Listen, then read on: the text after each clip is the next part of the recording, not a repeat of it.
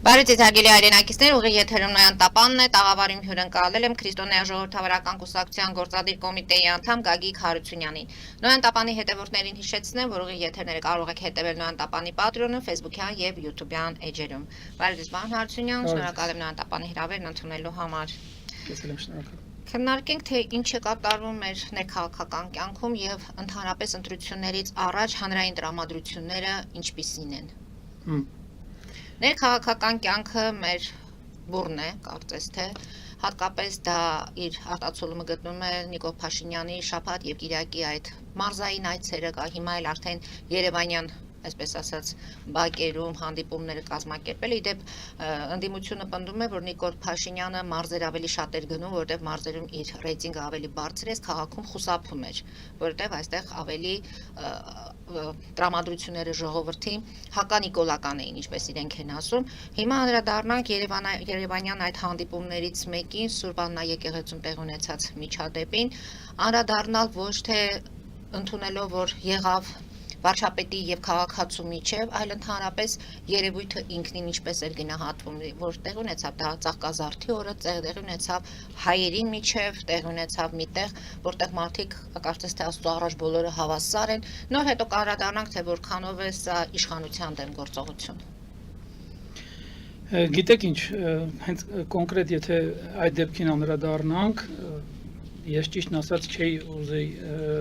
մեկնաբանեի շատ այդ դեպքը, որովհետև շատ չենք մեկնաբանի, քանի որ ինքը դեռ արդեն քրեակաբարույթ է։ Շատ հպանցիկ եմ այդ ամեն ինչին վերաբերել, որովհետև ինքը իրանով շատ տհաճ միջադեպ է, տհաճ է երկուստեք, տհաճ է ընդհանրապես ու դա եւս մեկ անգամ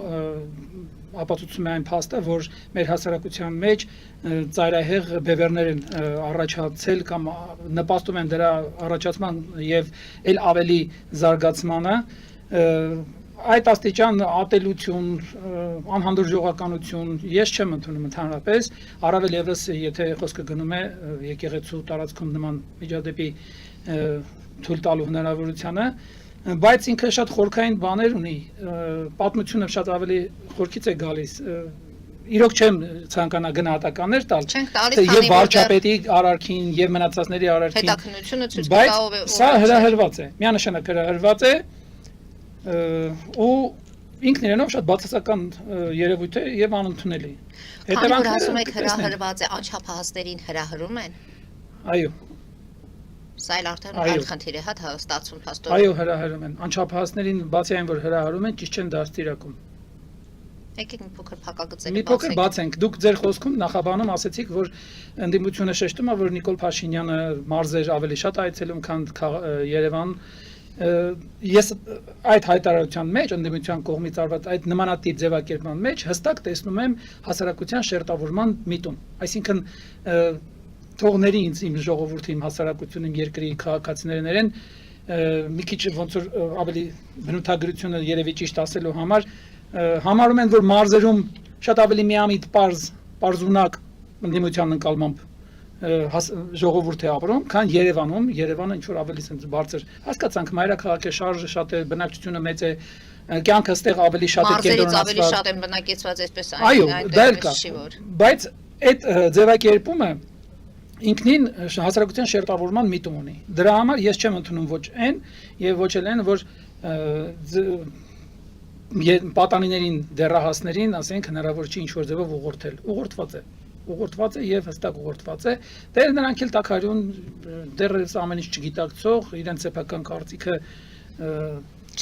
չձևավորած կամ շատ ամբիցիոզ ձևավորած, չէ՞, ոնց են դեռահասները մտածում են, թե իրենք բավականին ճիշտ են եւ հենց իրենց պատկերացումներն են ամբողջ աշխարհով մեկ, որ պետք է իրականանան։ Դե մի խոսքով, դեպքը տհաճ էր, արձագանքները տեսանք բավականին շատ են ու շատ բազմատեսակ, բայց ընդ որում Մայրաթորը պնդում է, որ սա իշխանությունների հակաեկեղեցական արշավի հետևանք է։ Իշխանությունները հակաեկեղեցական արշավ ըստ իս չունեն,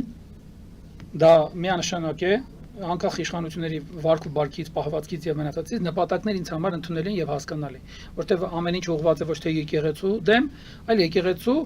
ոչ բարեպաշտ անդամների դեմ, ովքեր որ խաթարում են եկեղեցի ժողովուրդ ճիշտ նորմալ հարաբերությունը եւ եկեղեցու ճիշտ բնականon գործընթացներին։ Մնացածը հենց ձևավորվում է այդ ընդդիմախոսության, եթե տենց կարելի ասել, շրջանակներում։ Այսինքն ինչ որ ճշնամական ճակատների են բաժանված ու սկսում են մեկը մյուսին հալածել։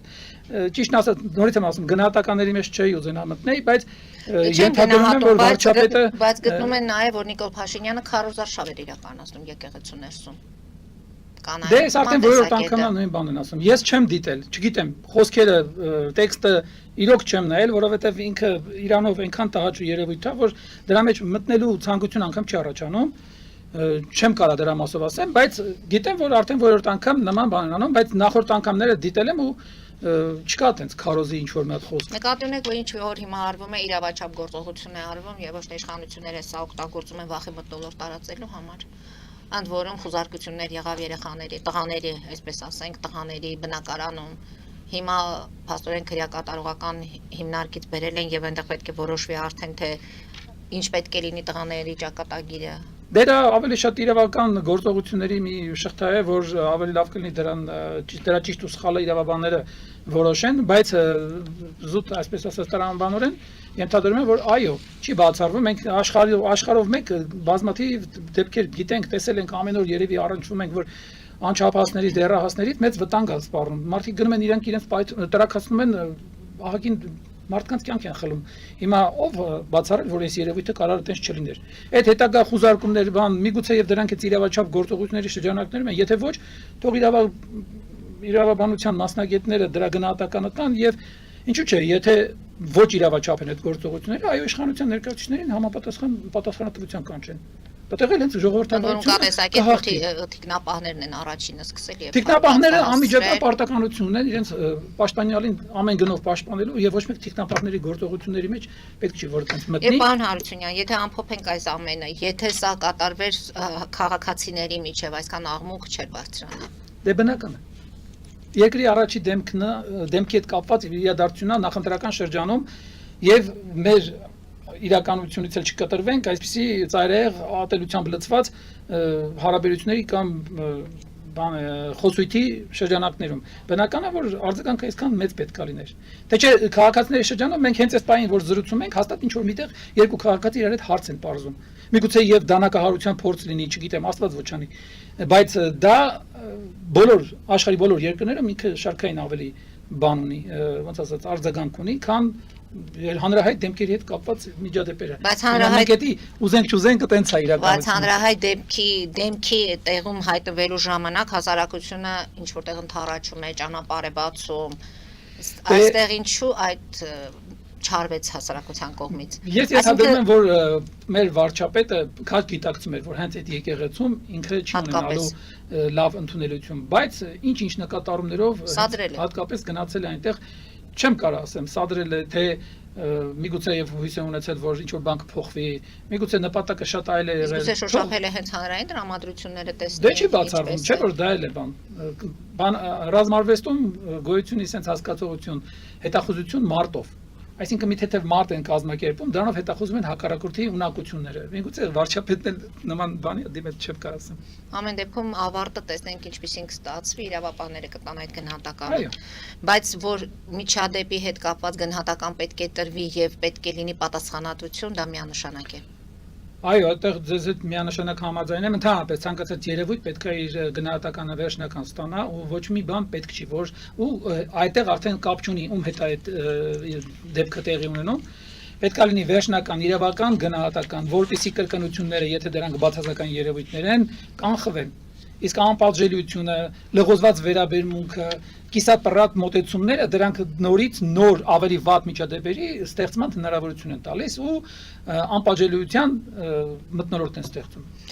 Դե քանի որ ամեն դեպքում այդ իրադարձության հետ կապված զարգացումներին մենք կհետևենք, քանի որ խոսեցինք իրավապահ համակարգից եւ ընտրություններից, ընտրակաշարք են տվել աշխատավարձի տեսքով։ Սա էլ իրավապահների ուշադրության կենտրոնում մի նոր դեպք ուժեղ Հայաստան։ Դե գիտեք, դա Հայաստանի հասարակության համար նորություն չի, չնայած վերջին երկու ընտրություններում, այսինքն հեղափոխությունից հետո մեծ հաշվով հանգիստ ինչ որ մի հատ մթնոլորտ կար այդ առումով, որովհետև մեծամասամբ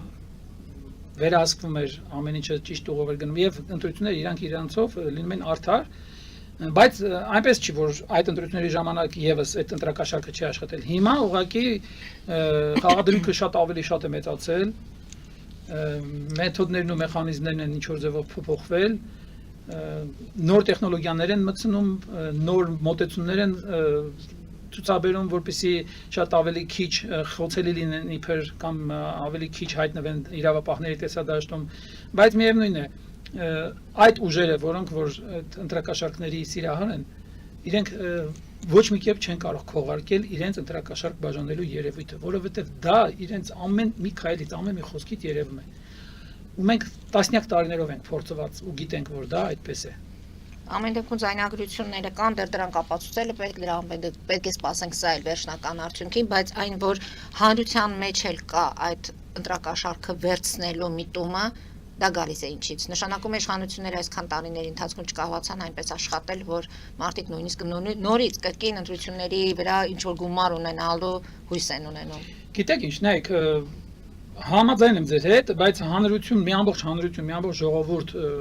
այսպես ասած դաստիարակել, աշխարհայացքի փոփոխություն անել, ինչ որ հիմա մեր վարչապետը եւ իր թիմը փորձում են անեն, դա շատ անշնորհակալ եւ շատ բարդ ու ծանր աշխատանք է եւ դրա համար տասնյակ տարիներ են հարկավոր, եթե ոչ ավել։ Դրան պետք է անմիջական իր ամբողջ ռեսուրսով մասնակցություն ունենա ամբողջ պետությունը, պետական կառույցները դպրոցից սկսած, այնպես որ այտենց 1-2 ընտրությունով կամ ինչ որ այտենց բաներով դժվար է լիարժեք 100% արդյունքի հասնել։ Բայց նույն հաջողությամբ ես մի քիչ առաջ ասացի, ինչու են ավելացրել կաշառքի չափերը, չէ՞ որ աշխատավարձը դա 5000 չի, 10000 չի, անգամ 20-30 հազար չի, չէ՞։ 120-150 հազար։ Որովհետև այժմ արդեն նախին 5-10 հազարներով հարց չի լուծվելու։ Հիմա այն խոսակցականում sense մոտեցում կա, չէ՞, ասում են, այն ինչ չի կարող անել փողը, կարող անել շատ փողը։ Հիմա փորձում են շատ փողով ամեն ինչը, բայց համոզված եմ, որ էլի չի ստացվելու այն աստիճան, ինչ աստիճան, որ իրանք են սպասում, ծախսերը կլինեն, արդյունքը կլինի ոչ adekvat, դրան ոչ համապատասխան։ Բայց ամեն դեպքում սրանք երևույթներ են, որոնց պետք է ամենայն խստությամբ անդրադառնա իրավապահ համակարգը եւ ամենախիստ պատիժը պետք է սահմանել ու իրականում փաստերով ապացուցելու պարագայում տալ այն մարդկանց կառույցներին, որոնք զբաղվում են նմանատիպ 5 հան ձերբակալված է այս Դե 5, այդ 5-ը կարող էր լինել 500, օրինակ։ Նորմալ կլիներ Հայաստանի պայմաններում։ Այսինքն առայժմ 5-ին են կարողացել բացահայտել, ես այդպես կասեի։ Սա էլ կհետևենք։ Հիմա հասկանանք, թե ընդհանրապես ներքաղաքական կյանքում ովքեր են ակտիվ։ Նախկին նախագահներն են ակտիվ, եւ Նիկոլ Փաշինյանը, չգիտես թե ինչու, նրանց ամեն մի հայտարարությանը հակընդդեմ պատասխանում է։ Ոչ ուղղակի իմաստով, բայց պարզապես ուզում եմ հասկանալ, մյուս ուժերին Նիկոլ Փաշինյանը չի նկատում, ինչու է հենց հատկապես, ինչպես ինքն է ասում, պատերազմի եռագլուխ կուսակցությանը այդպես ուշադրություն դարձնում եւ նույնիսկ երեք հայտարարությունը տարածվեց հենց իր տեսանյութով, որ այդ եռագլուխ կուսակցության պնդումը ցինիկ սուտեղը պատերազմի մասին, պատերազմի եւ խաղաղության, վարչապետը անդրադարձավ խաղաղության պատկերացումներին, մատնանշեց, որ այդ կուսակցությունը, որը պնդում է, որ հիմա խաղաղությունը եղել է դեռ 2018-ից առաջ, այդ խաղաղությունը այդպես խաղաղություն չի եղել, մի խոսքը մանրամասնեց եւ ի վերջո արդյունքում այն էր, որ 94 թվականից հետո ունեցել ենք պատերազմի հետաձգում եւ ոչ թե խաղաղություն։ Այ խաղաղությունը հենց հիմա է հաստատված խաղաղություն, որին գնում է ժողովուրդը եւ ժողովուրդը տեղ կկանգնի խաղաղությանը, ձայները տալով հունիսի 7-ին քաղաքացիական պայմանագրին։ Ինչու է հենց այս ուժերի միջև այդ պարզապես պայքարը եւ ժողովրդին էլ է ներքաշում այդ պայքարի մեջ։ Տեսեք, ես սկզբից իմ խոսքում մի թեթև անդրադարձա, չէ՞, դրան, որ ասեցի բևեռացնում են հասարակությանը, ու դա շատ վատ է տարբեր բոլոր առումներով, այն առումով, որ դրան նպաստում է նաև հենց ինքը վարչապետը, դրան նպաստում են մեր նախկինները, դրան նպաստում է ամբողջ լրատվական դաշտը, որովհետև լրատվական դաշտն էլ կարծես իր համար հենց որպես աշխատանքային նյութ, որպես ինչ որտեղ նաև sense պահանջված ինֆորմացիա անընդհատ այդ հարցերն է քննարկում, այն ինչ որ կատարվում է նախկինների եւ ներկաների միջև,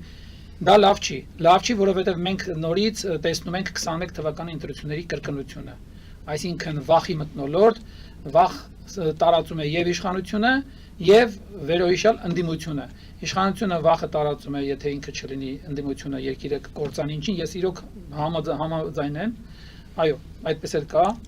բայց դա չի, որ պետք է իշխանությունը հիմա անի եւ այդ ուղով չի, որ պետք է հարցը լուծի։ Եվ վախը տարածում են նաև նախկինները, բևեռացումը հենց շեշտ դրում են նրանք, որովհետև նրանց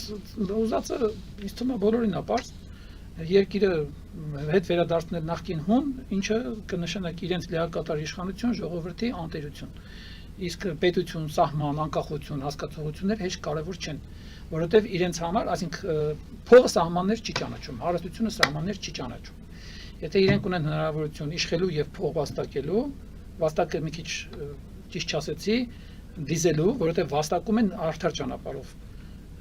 Վաստակը բոլորիս, ոնց որ ասած, հասարակ մահկանացուների եւ մնացած ամբողջ ժողովրդի աշխատանքի արդյունքն է։ Պարզ չի, որ նրանց համար ինչ կարևոր է, ասենք երկիրը ինչ կարգավիճակ ունի, անունը Հայաստանի Հանրապետություն է, անկախ պետություն է, ինչ որ մի հատ պետության մի մասնիկ է, կամ ընդհանրապես ինչ որ մի հատ տարածք է, որ տվել են արենդով վարձակալությամբ, իրանք էլ այդ վարձակալության ամբողջ բանը քաղում են օգուտները։ Դա այդպես է, բայց երևույթ ինքնին, այո, շատ բացասական է, շատ սխալ է, այդ բևեռացումը։ Մենք այսպիսով երբեք քաղաքական նորմալ բաների միջավայրի չենք հասնի։ Մեզ պետք է նորմալ ազգային ժողով, իր հետաքրքիր առաջարկներով քաղաքական ուժերի ներկայացվածությամբ։ Այսինքն քաղաքը այդ ընդդիմությունը ոչ թե թշնամություն, ընդդիմությունը քաղաքական կուրսի թեթևակի տարբերություն է։ Կամ ասենք, չգիտեմ, նույն բանին հասնելու տարբեր ճանապարհներ են, բայց այդ նույն բանը բոլորի համար պետք է լինի անխտիր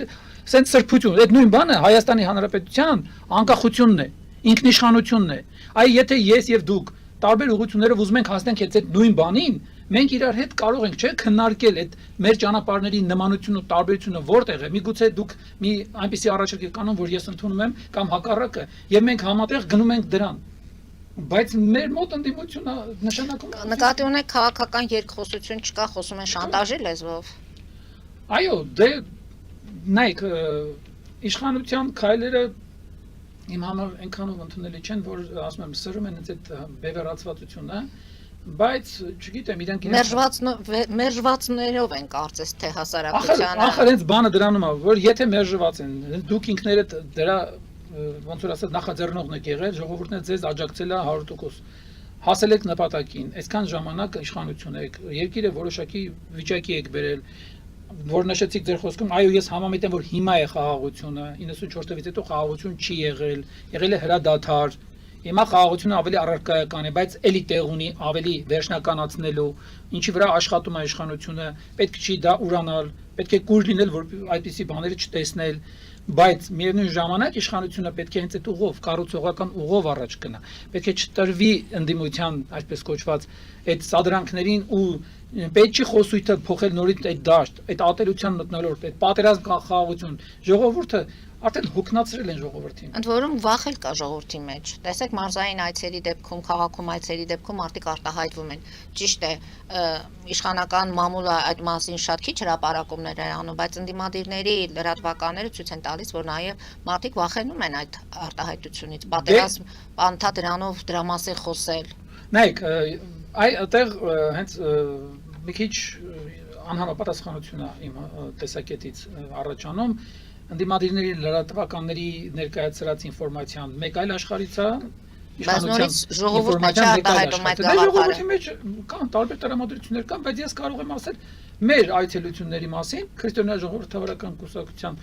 այցելությունների մասին, որ մենք այդպիսի sense լարված, ծայրաստիճան մտահոգ հոգեվիճակ չենք տեսնում մեր հատկապես հենց մարզերի բնակիչների մոտ։ Ընդհակառակը մարդիկ խաղաղվել են, մարդիկ խաղաղության համը ինչ որտեղ զգացել են, մարդիկ նոր պլաններ են կազմում։ Այնպիսի քաղաքներում ինչպիսին օրինակ Կապանն է, որ մայրաքաղաքից այդքան հեռու մեր հեռավոր սահմանից մոտիկ։ Այո, եւ սահմանի անմիջապես հարևանությամբ նոր բնակելի շենքեր են կառուցվում, այսինքն ներդրում է կատարվում այնտեղ։ Հիմա չգիտեմ ում միջոցով ոնց, բայց կատարվում է։ Բնակարաններ ստեղծվում են, կառուցվում են այն տեղերում, որտեղ մարդիկ ապրելու հեռանկար են տեսնում։ ոչ մեկ չի տանի, ուղղակի մի հատ վտանգավոր գոտում մասին շենքեր կառուցի, հետո այդ շենքերը այտենց մնան անմարտաբնակ։ Այսինքն պետք է նայել առարկայական, էլի։ Ես մի տարի առաջ եմ Կապանում եղել,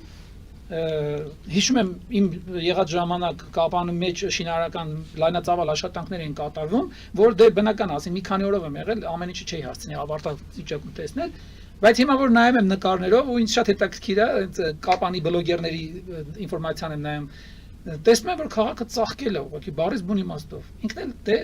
իրոք ճկնաղ գեղատեսիլ մի վայր է, որ եկեք սենց առարկայական նայենք, այդ որ խոսացնում են մեկին, դա խոսացնելը տարբեր կա։ Ես երբեմն ասել եմ, հիմա էլ կարամ կրկնեմ, ընդդիմությունը շատ ժամանակ իր հարցումները եւ իր վիճակագրական վերլուծությունները կատարում է իր կաբինետի սահմաններում։ Այսինքն իր կաբինետի ներսում բոլոր նրանք են, ովքեր համամիտ են իրենց գաղափարներին։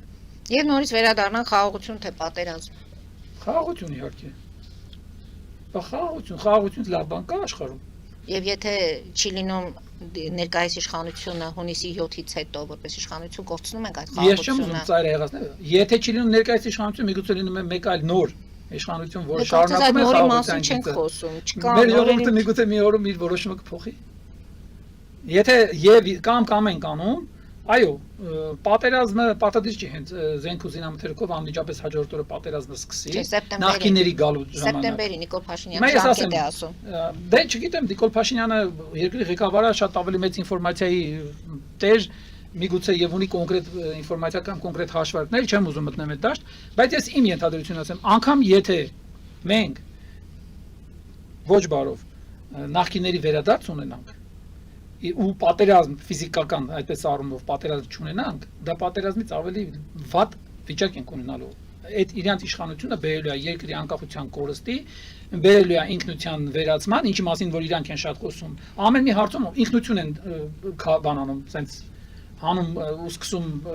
թեված այդ խոսքը սկսում են բզկտել։ Ինչ ինքնություն, եթե դու անկախ պետության կողմ չես, էլ ինչ ինքնության մասին է խոսքը։ Այսինքն մեր տնտիմության ցանկությունը գիտեք որն է, որը որ դարերով է գալիս ինչ որ մասով է սովետական այդ ժամանակներից է գալիս, այդ լուծված այդ միութենական խզբզանքի պատճառով, որ մենք լինենք հայ, բայց ոչ պետության տեր։ Այսինքն մեր էությամբ, հիմա ոնց է Սփյուռքի համար, չէ, գաղութներ ունենանք հայկական, տարբեր տեղեր, տարբեր առումով։ Հայաստանում էլ դառնա գաղութ, հայեր են ապրում այստեղ, հայկական ինքնությամբ, բայց ոչ պետականությամբ։ Օրինակ ինձ նման ճակատագիրը ընդհանրապես դուր չի գալիս։ Եվ ինչպես պետք է կողմնորոշվել ձայնը ունտալ։ Պետք է Արդյոք այս ընթացքը հնարավորություն է տալիս հասարակությանը հետևություններ անելու։ Ես հասարակությանը այսպեսի մի հատ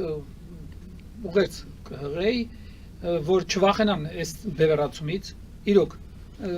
անտեսեն ամեն ինչ, իրենց սեփական որոշումով, իրենց սեփական պատկերացումներով գնան ընտրությունների, այո, ասում եմ, կա վախ ընդդիմության վերադարձի պարագայում կորցնել Հայաստանի անկախությունը, բայց միևնույն ժամանակ պետք չի ամեն ինչը կապել ներկայիս իշխանությունների հետ եւ պետք չի այնպես անել, որ այդ վախը կամ լինի։ Մենք ունենք առողջ ուժեր քաղաքական, որոնք քիչ թե շատ պատրաստված մատուցել են իրենց տեսլականը, իրենց ծրագրերը, իրենց պատկերացումները, ուղղակի մեր ասում եմ լրատվական դաշտը այս ընդհանրապես եթե մեդիան սոցիալական ցանցերն չլինեն, երևի այս ուժերը ընդհանրապես հնարավորություն չունենան իրենց գաղափարները մարդկանց ներկայացնելու, ինչը շատ վատ է, բայց պետք են այլ ուժեր։ Թարմություն է պետք։ Նորմալ քաղաքական տրամաբանությամբ քաղաքական կուսակցություններ են պետք մեր ազգային ժողովին, որպեսզի այնտեղ քաղաքական խոսույթ զարգանա, քաղաքական հարաբերություններ զարգանան, որպեսզի իշխանությունը իրեն միանձնյա կառավարիչ չտեսնի։ Դա հիմա օրինակ իշխանությունն ասում է 65%, 63% սահմանադրական մեծամասնություն։ Դա լավ բանի չի բերելու։ Դա լինելու է եւս մեկ կուսակցության մենաշնոր։ Նորից կգան իրենք կխոսեն, իրենք Ոչ կքվեարկեն, մեկ չասի երբեք, որ ինչ որ մեկը այն աստիճանի սուրբ է, որ ինքը ամեն ինչ ճիշտ անում։ Միգուցե նպատակները ճիշտ կլինեն, բայց եթե չկա մեկ այլը, որ իր կարծիքը հայտնի եւ կարծիքների փոխանակման ժամանակ այդ ճշմարտությունը ապացուցվի, ուրեմն սխալվելու հավանականությունը մեծանալու է։ Ասածս ինչ է, որ ազգային ժողովում պետք է նորմալ քաղաքական ուժեր, որոնք ինչ որտեղ կհակառակվեն իշխանություններին, ինչ որտեղ կհամաձայնվեն եւ առողջ քննարկումների ժամանակ կստեղծվի այն իրականությունը, որ ել ավելի շատ ոնց որ ասած շերտերի պատկերացումներ ներկայացնում։ Չէ՞ որ ամեն դեպքում այն կուսակցությունը, որը կանցնի ազգային ժողով, ինքը իր հետևում ունի մարդկանց ընտրողների որոշակի թիվ։ Պարոն Հարությունյան, տեսեք, մենք խոսում ենք, որ հիմնականում Ռոբերտ Քոչարյան, այսինքն նախկիններ, մերժվածներ, ինչպես ասում է Նիկոլ Փաշինյանը, փաստորեն այս պատերազմի եւ խաղաղության հետ կապված հայտարարությունում իր այդ տեսաուղերձում Նիկոլ Փաշինյանը մեղադրանքներ ներկայացրեց նախկիններին, պատերազմի հետաձգման հետ կապված մեղավոր են մարդիկ, բայց այսօր այդ մեղադրանքներում հասցեին նա հնչեցնում է իրեն հակառակորդ, փաստորեն ուժերն են, քաղաքական ուժերն են, հավակնում են ընտրություններին վարչապետի թեկնածուներ են։ Դե դա օբյեկտիվորեն է այդպես ստացվել, որովհետև իրոք Չէ, եթե մեղավոր էին մարդիկ, հազարավոր վիրավորների, այդ նույնիսկ ասում են 94 թվականից հետո այդ սպանությունների հետ կապված, սահմանային այդ միջադեպերի հետ կապված մեղադրանքներ են, մի շարք։ Գիտեք ինչ,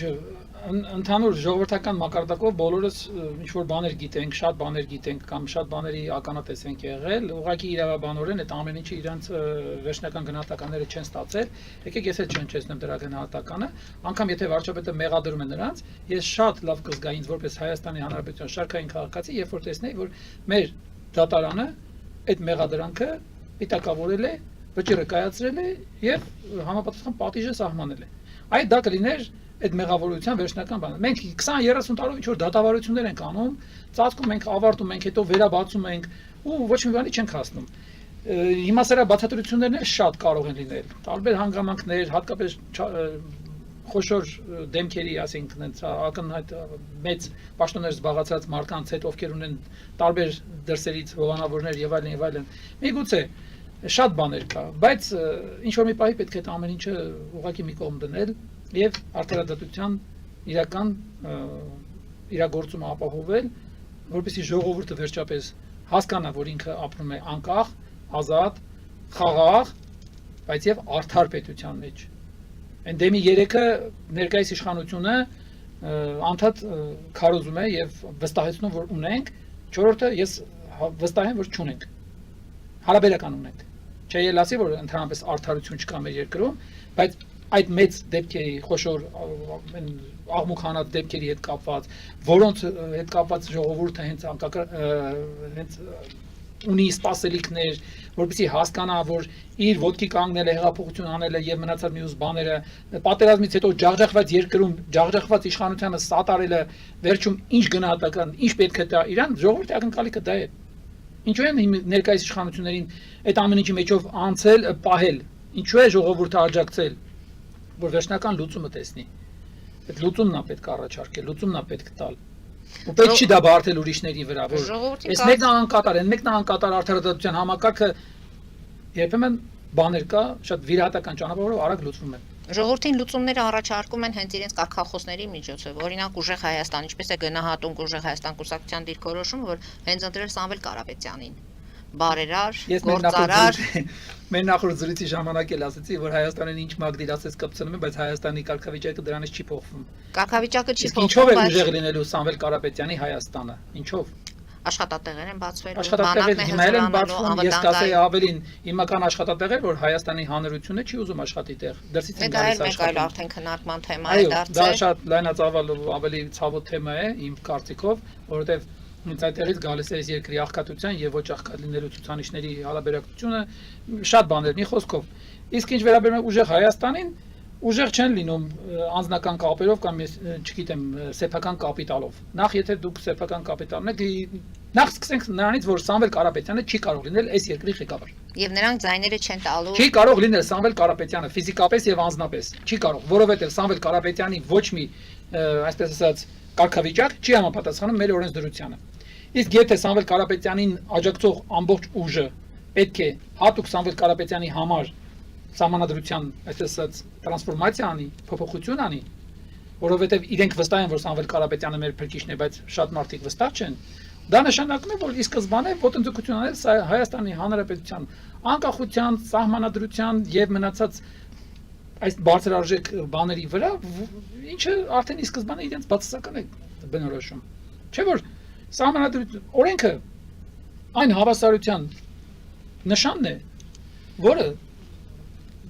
այ որ այդքան խոսում են, չէ, միավորվեք, որը միավորում է ժողովրդին։ Ժողովուրդը չի միավորվում ինչ որ մեկի պատկերի շուրջ, ինչ որ մեկի սիրուն աչքերի շուրջ, ժողովուրդը միավորվում է ինչ որ մեկի արդար մտքերի շուրջ։ Արդար մտքերը արտացոլված պետք է լինեն սահմանադրության եւ օրենքների մեջ։ Եթե բոլորս հարգում ենք օրենքները, ուրեմն մեկս մյուսին էլ կհարգենք։ Եթե չենք հարգում, մտածում ենք, որ մենք այնքան լավն ենք, որ մեր համար բացառություն կարելի անել, ուրեմն վերջ։ Ի սկզբանե մենք ենք առաջին խախտողը, առաջին խզում մցնողը։ Էլ պետք չի բարձրագույն բաների մեջ մտնել, չգիտեմ, սենց մենք եկանք ուժեղ ենք, Սամվել Կարապետյանը Պուտինի հետ ամոթիկ, ես մեկի հետ ամոթիկ են մեկի։ Գրազ են գալիս, քաղաքական գրազ։ Քաղաքական գրազ են գալիս, ասենք մանկապարտեզ, ուղղակի թատրոն, կրկես։ Բարեգույն իմաստով կրկես։ Գրազի մեսիջում էր ուղղված։ Ռուբեն Ռուբինյանն ինչու վերցեց այդ մարտահրավերը իր վրա եւ հայտարարություն արեց, նույնիսկ ասում է սպիտակ թղթի վրա գրեք թե ինքնասպանություն, ես նույնիսկ պատրաստ եմ դրան։ Հա ես երեք էդի Facebook-ում Ռուբեն Ռուբինյանի այդ հայտարարությունը կարդացի։ Գրազի թեման դե Ռոբերտ Քոչարյանի ձայների հետ կապված։ Հա, որ կտակ ձայն։ Նորից եմ ասում, միգուցե եւ իշխանական թևը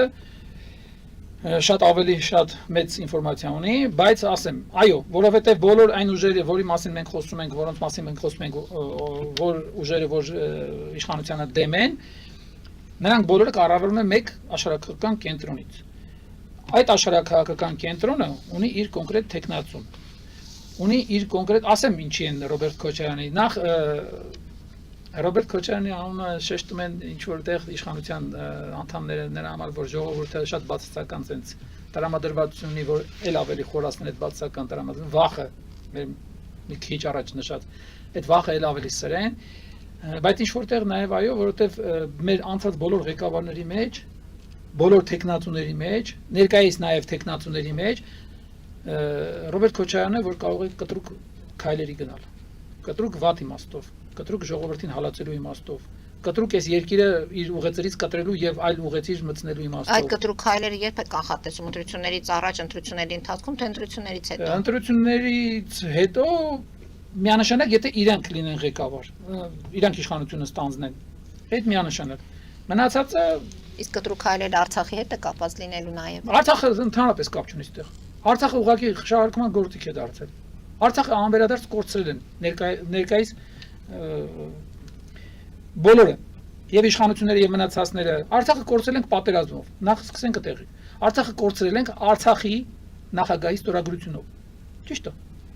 Արցախի ժողովուրդը ապրում էր Արցախում։ Ու հիմա ասենք հեքիաթներ են պատմում ինչի մասին,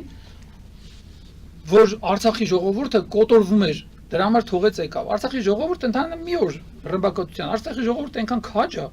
այնքան բաների է դիմացել, հաստատ դրան էլ կդիմանա։ Արցախի ժողովրդին ուղղակի չգիտեմ, բայց ինչ հզոր այդ ուժով, ինչ մեխանիզմներով, ինչ ազդեցության լծակներով, 9 ամիս ինչ որ մի ձև կարողացել են ամբողջ 120,000 մարդու համոզել, որ բայց չէ որ այդ հայաթափման Արցախին նախորդել են 9 ամիսների բլոկադան։ Նախորդել են, բայց Հայաստանը Արցախը չի կործանվել դրանից։ Նեղություն է քաշել։ Ժողովուրդն է թույլատրել։ Հա, դժվար է եղել, ես չեմ բացառում դրանք, ես չեմ ուզում, ասենք այդ պայմանները, բայց Արցախը 4 տարի պատերազմի մեջ է եղել, Արցախը այդ պատերազմին դիմացել է, Արցախը ամեն ինչ կարացել է տանի։ Ուժեղ է եղել, քանի որ Հայաստանը եղել է իր հետ։ Բա հիմա եկանք հասանք մի հատ ուրիշ անգրվան։ Հայաստանը պարտվեց Արցախյան վերջին պատերազմում։ Պարտությունը շատ կներեք, պոզով պոչով չի լինում։ Պարտվել է, բանակը պարտվել է, ի վիճակի չի եղել պայքարելու, ինչ կամք ուզում եք, այդտեղ իշխանությունը ինչ կամք ուզում էր դրսևորել։ Բանակը ի վիճակի չէր, որովհետև բանակի սկզբանե քայքայեցին, լուծարեցին, պատերազմի ժամանակ պարակտման աշխատանքներ տարան ներսից, հենց այն ուժերը, որոնք որ հենց Արցախի լուծարմանն էին գնում։ Ոչ իշխանությունը։ Այդտեղ ես հաստատ համոզված եմ։ Ես էլ այդ պատերազմի ժամանակ եղել եմ դիրքերում, լավ գիտեմ ինչը ոնց էր ընթանում ու կտրված ենք աշխարհից։ Արցախը այդ ճանապարհով տվեցին։ Դրանից հետո էլ Հայաստանը ի վիճակի չէր պատերազմել, որովհետև արդեն Հայաստանի տարածքներում էր թշնամին բան արել, ինչ որ տեղեր չէ, նստել։ Եվ հստակ Հայաստանին ցույց են տվել բոլոր մակարդակներում, որ սա քո վերջն է, վերջ։ Դու Արցախի հետ կապված քո անելիքը վերջացնում։ Բայց հիմա անդրադառնանք մեկ այլ հարցի։ Արցախը 44 օրյա պատերազմից հետո գտնվում է ռուսական հովանավորության, այսպես ասած, խաղապահ պաշտպանության ներքո։ Ինչի ոչ մեկ դրա մասին չի խոսում։ Նույն այդ ընդդիմադիր ուժերը ինչի չեն ասում։ Այդ որ Ռուսաստանը որպես բարեկամ եւ հովանավոր երկիր անընդհատ երաշխավոր են խոսում, անընդհատ։ Ինչ երաշխավոր։ Ձեր երաշխավորը վաղուց էր երաշխավոր։ Բոլոր տեսակի փաստաթղթերով, բոլոր տեսակի հնարավորություններով 45 տարվա թե 40 տարվա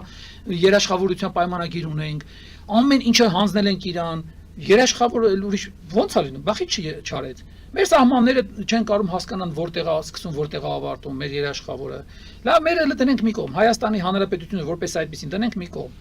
Արցախում կյանքում երևի առաջ անգամ Ռուսաստանը հնարավորություն է ստացել լեգիտիմ խաղաղապահության կարգավիճակ ձեռք բերել։ Աշխարհը ընդունում էր, որ Ռուսաստանը հանդիսանում է այդտեղ խաղաղապահ կարգավիճակում։ Ինչ եղավ։ Խաղաղապահները կանգնած նայում են, թե ոնց են Արցախը գալադամորի ենթարկում։ Ոնց են փակել ճանապարհները, ասենք անիմաստ ինչ որ բանի բնապաշտպանների ցույցերով մի ամբողջ 120,000 մարդ սոված էր մնում։ Դրա խաղաղապահությունը որտեղ է։ Խաղաղապահը բացի այն որ ինքը խաղաղությունը պաշտպանում, ինքը խաղաղությունը պաշտպանելու ռազմական բաներ ունի, հնարավորություններ ունի։ Այսինքն նենց չի որ նրանք որոշել են ինչ որ ձևով ցրեն այդ ցույցերը ու չէր ստացվում։ Չկա տենց բան։ Այս հեքիաթներ է։ Լաչինի միջանցք իր երթին տվեցին գնաց Արցախը տենց արեցին վերջում էլ համոզեցին Արցախի ոնց ասեմ կամքից թույլ իշխանությանը որ ստորագրեն փաստաթուղթ որով Արցախը լուծարվում է հիմա խոսում են Արցախ վերադարձի մասին չկա Արցախ փաստաթղթորեն չկա Արցախը Ախր տարբեր բաներից են խոսում, նայեք, հռչակագրից են խոսում, հռչակագիրը որ Արցախի վերադարձը նորից կախված է ժողովրդից, թե նա հունիսի 7-ին ում կընտրի։ Հիմա ես աչքաբաց ասեմ, Արցախի վերադարձը ոնց կարող լինի, պատերազմով։ Եթե ունենք այդքան ուժ, ցանկացած պետություն ամբողջ աշխարհի պատմությունը, որ ուսումնասիրենք, կտեսնենք, ցանկացած պետություն իր տարածքում առաջացել է պատերազմների միջոցով։ Խլելա, կորցրելա, տվելա, առելա, այնքան, մինչև ինչ որ մի տարածքում կարողացել է իր իշխանությունը հաստատի։ Ու դա ձևավորվել դարձել է պետություն։ Ցանկացած պետության սահմանները, եթե պատմության հարատևության մեջ նայենք, մշտապես փոփոխական են։ Բայց սեփական գրիչով լուծարված պետությունը նորից գրիչով վերականգնել հնարավոր չի։ Միայն պատերազմով։ Պատրաստ են իրանք, արդյոք ասում են ժողովրդին այդ ամենը բացեի բաց եւ աչքերին նայելով չեն ասում։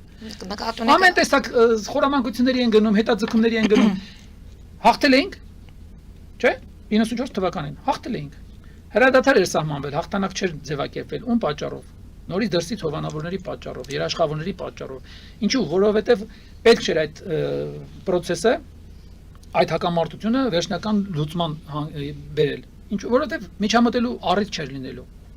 Չէր լինելու առիթը։ Դա պետք է ուղղակի կառավարել, որովհետև չկար վերջնական լուծված խնդիր, այսինքն խորհրդային միությունից անջատվել էին Հայաստան, Վրաստան, Ադրբեջան, նո Անդրկովկասի մասին ենք խոսում։ Հիմա պետք էր հետ բերել։ Ռուսաստանը այդ մի պահ որ թույլ էր, խորհրդային միության փլուզումը թույլ տրել։ Հետո նորից եկան այնպիսի ուժեր իշխանության, որ խորհրդային միության, այսպես ասած, բանով կարոտախտով տարապում էին։ Դե չնայած նաև դա իշխանության հարց է, տարածքները ինչքան մեծ, այնքան հզորությունը մեծ, բաց այդ 15 հանրապետություն, 14 հանրապետություն անընդհատ աշխատել են Ռուսաստանի համար, անընդհատ ասենք Ռուսաստանի սահմաններն են ապահովել, չէ՞ որ դարձել են բուֆերային գոտիներ, Ռուսաստանին ոչ մի տեղից անմիջական մոտեցում այլ երկրները մեծ հաշվով չունեն։ Հիմա դրանք ուզեցել են ուզում էին վերականգնեն։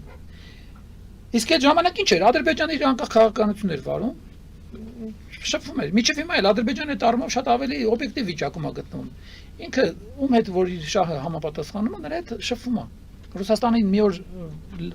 վանում է, մի օր մոտեցնում։ Մյուսին հետ։ Այդ նորմալ է։ Իր երկրի շահերն են թելադրում անում է։ Հիմա խի հարցը չփակեցին,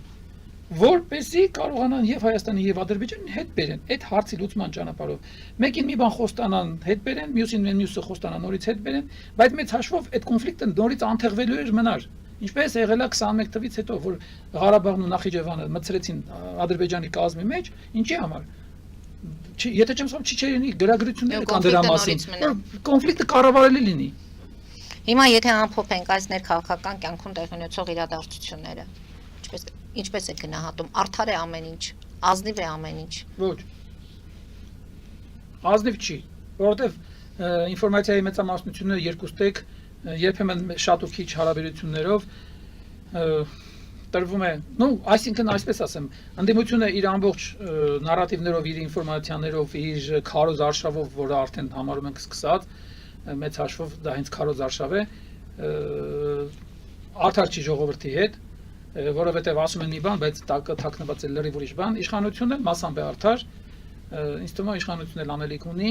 ու լավ կլինի, որ ժողովրդին ավելի կառուցողական դաշտ բերեն, այդ հակամարտությունից, այդ ծայրահեղությունից, այդ բևեռացումից կտրեն ու ժողովրդի աչքերը չփագեն, չշղարշեն կամով, շատ ծայրահեղ, պատերազմ կամ խաղաղություն, ինչ եք վախեցնում ժողովրդին։ Կամ որ պատերազմ եղավ, այդ նույն ժողովուրդն է այդ կռիվը անելու։ Թողեք իր ընտրությունը անի, իր ընտրության համար էլ կռվի։ Այդտենց ավելի արդար, այ այդ է արդարությունը, երբ որ ժողովուրդը ընտրում է մի բան ու իր ընտրածի համար կանգնում է պաշտպանության։ Բայց երբ որ դու ես փաթաթում ժողովրդի վզին ինչ որ մի բան, սին, փուչ, վաղ թե ուշ ջրի երես է դուրս գալու, չէ՞, ու ժողովուրդը սկսելու է քեզ ատել։ Քեզանից ազատվելու ճանապարհ ման գալ։ Հիմա մենք այդ ճանապարհը ինչ որ մի պահ անցել ենք։ Արժի արդյոք նորից այդ ճանապարհն անցնել։ Չարժի։ Շնորհակալություն եմ հայտնում պարոն Հարությունյան այսօրվա հաղորդման համար։ Հարգելի հայրենակիցներ, այսօր այսքանով ավարտում ենք, հետևեք զարգացումներին, մնացեք խաղաղությամբ։